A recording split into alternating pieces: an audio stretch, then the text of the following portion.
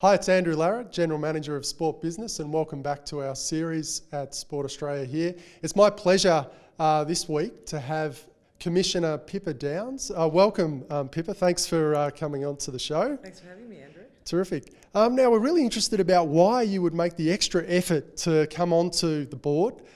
Just give us, what are your motivations? Look, I've been very lucky. Sport was a big part of my life as an elite athlete and gave me a lot of opportunities to travel the world.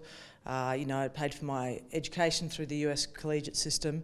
And, I feel like I've got an obligation to give back. And, I want to make sure every other, ambitious young Australian has the same opportunities that I had. And if I can contribute and make that happen, I'd, obviously love to do that.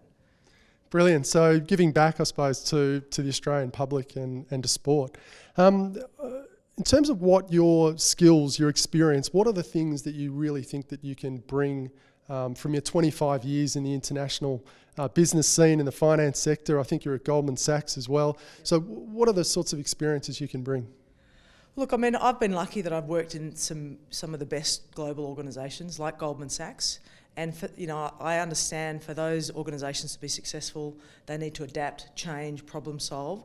So I think having, and I've also seen obviously companies that don't and businesses that don't adapt, they fail. And I think the sporting world is rapidly changing. We see it with the professionalism of athletes, the inclusion of more women's sport.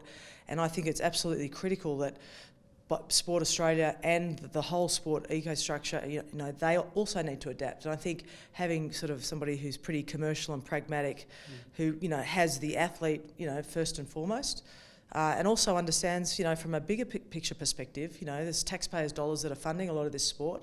We need people to participate because otherwise, the burden on the health system is going to be huge and that's going to cost taxpayers money. So look, I think it's a very commercial, pragmatic, person who wants to drive success, and I think that needs to be done, at an administration level as much as it is for the athletes, because I think we expect our elite athletes to be the best in the world, and I think for the whole ecosystem to work, I think all administrators, officials and coaches and everybody have to be the best in the world, and hopefully having worked at some, big, successful organisations, I can bring some of those learnings to the table.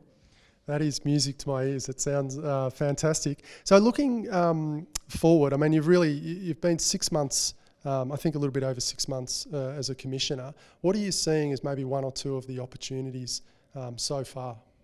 Yes, look, as we know, I think the sporting world is changing a lot. We're in a challenged environment from government funding perspective. I think there's some challenges for the national sports organisations of probably the less professional sports.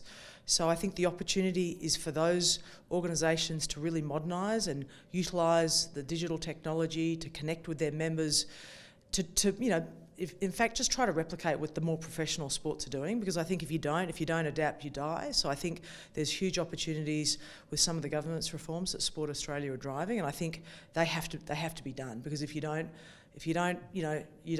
transform, you die. But I also think there's a lot of opportunity now with the pathway funding that's come through from the government for the younger generation of athletes and elite athletes, which I think will have great knock-on effects through Tokyo and the next Olympics in Paris. Commissioner Pippa Downs, thank you so much. We really appreciate your time.